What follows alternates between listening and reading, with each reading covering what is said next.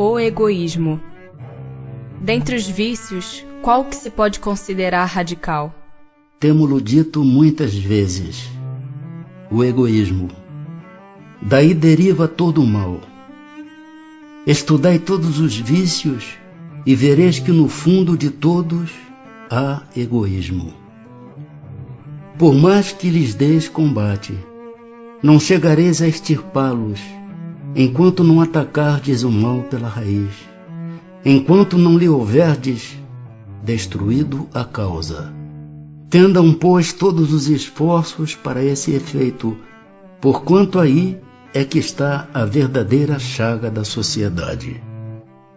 Quem quiser, desde esta vida, ir aproximando-se da perfeição moral, deve expurgar o seu coração de todo sentimento de egoísmo, visto ser o egoísmo incompatível com a justiça, o amor e a caridade. Ele neutraliza todas as outras qualidades.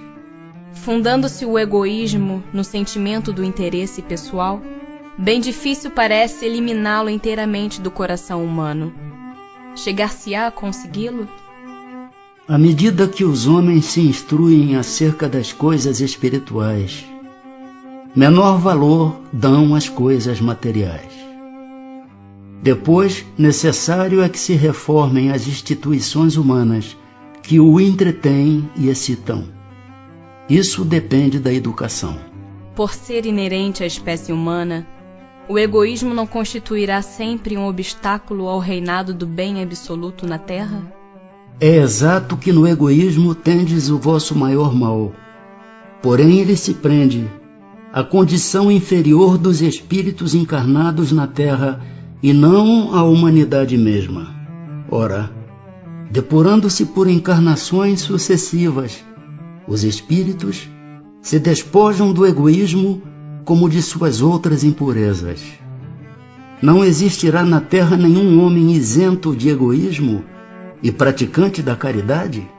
Há muito mais homens assim do que supondes. Apenas não os conheceis, porque a virtude foge à viva claridade do dia. Desde que haja um, por que não haverá 10? Havendo 10, por que não haverá 1000 e assim por diante? Longe de diminuir, o egoísmo cresce com a civilização que até parece, o excita e mantém. Como poderá a causa destruir o efeito? Quanto maior é o mal, mais hediondo se torna. Era preciso que o egoísmo produzisse muito mal, para que compreensível se fizesse a necessidade de extirpá-lo. Os homens, quando se houverem despojado do egoísmo que os domina, viverão como irmãos, sem se fazerem mal algum, auxiliando-se reciprocamente, impelidos pelo sentimento mútuo da solidariedade. Então o forte será o amparo e não o opressor do fraco, e não mais serão vistos homens a quem falte o indispensável, porque todos praticarão a lei de justiça. Esse o reinado do bem, que os espíritos estão incumbidos de preparar.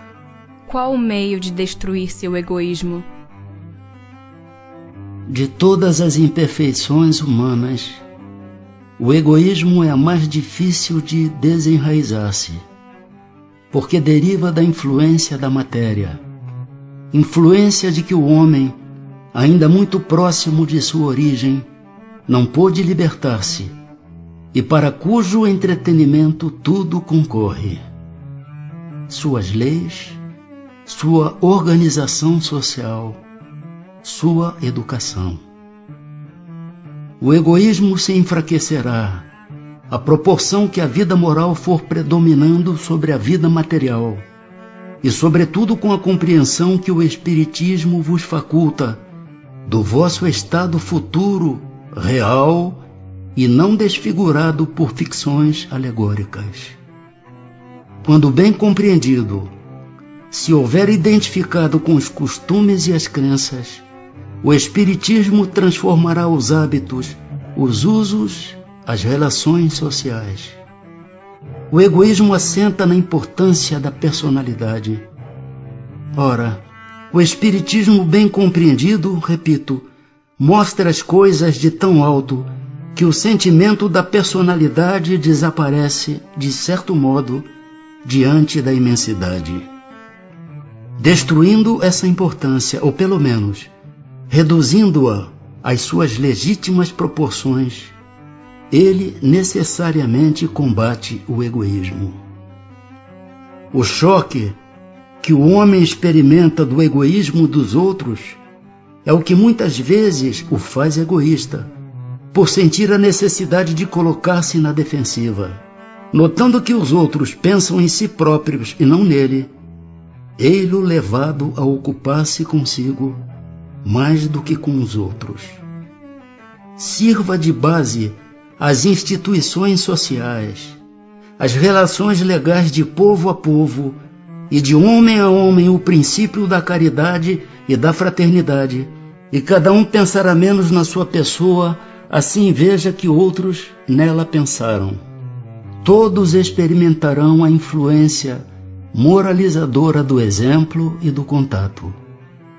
Em face do atual extravasamento de egoísmo, grande virtude é verdadeiramente necessária para que alguém renuncie à sua personalidade em proveito dos outros, que de ordinário absolutamente não lhe agradecem.